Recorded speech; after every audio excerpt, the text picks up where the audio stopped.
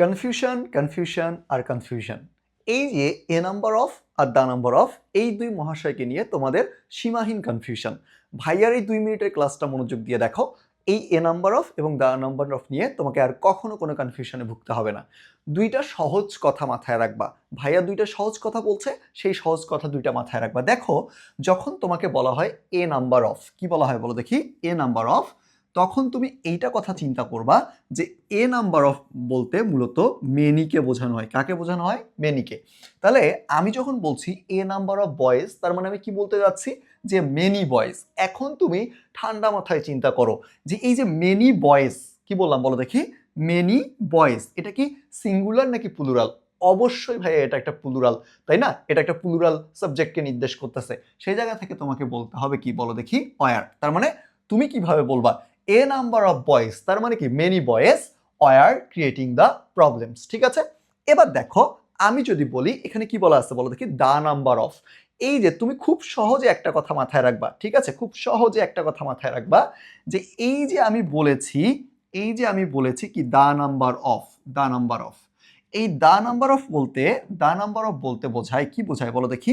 The number of বলতে বোঝায় আ particular number, particular number. ঠিক আছে, নাম্বার। তার মানে দা নাম্বার অফ দ্বারা একটা নির্দিষ্ট সংখ্যাকে বোঝানো হয়। ঠিক আছে, এখন আমি যদি বলি একটা নির্দিষ্ট সংখ্যা বলতে আমি কি বুঝেছি? এই সংখ্যাটা হতে পারে 20, এই সংখ্যাটা হতে পারে 50, এই সংখ্যাটা হতে পারে কি 100। ঠিক আছে, তার মানে এই যে দা নাম্বার অফ দ্বারা একটা সংখ্যাকে বোঝাবে। এই যে 20 এটা যে একটা সংখ্যা, সেই সংখ্যাটাকে বোঝাবে। এই যে 50 এটা যে একটা সংখ্যা, এই সংখ্যাটাকে বোঝাবে।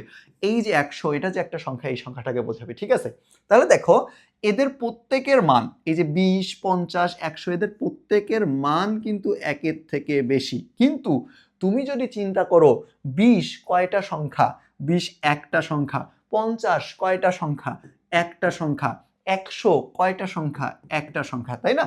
তার মানে এই দা নাম্বার অফ বলতে এই একটা সংখ্যাকে বোঝায়, এই একটা সংখ্যাকে বোঝায়। তাহলে আমরা কি জানি বলো দেখি? একটা নাম্বার সব সময় সিঙ্গুলার হয়। একটা নাম্বার কি সব সময় সিঙ্গুলার হয়।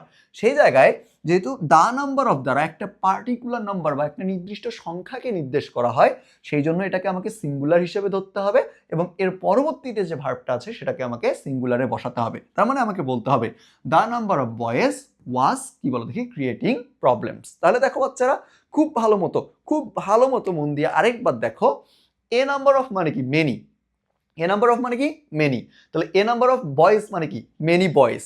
তার মানে মেনি বয়েজ মানে কি? সেটা একের থেকে বেশি, সেটা প্লুরাল। সেই জন্য আমি এখানে কি বলেছি? ওয়ার বলেছি। ঠিক আছে, এবার দেখো the number of boys, the number of boys মানে কি? একটা the particular number of boys মানে একটা নির্দিষ্ট সংখ্যাকে নির্দেশ করতেছে।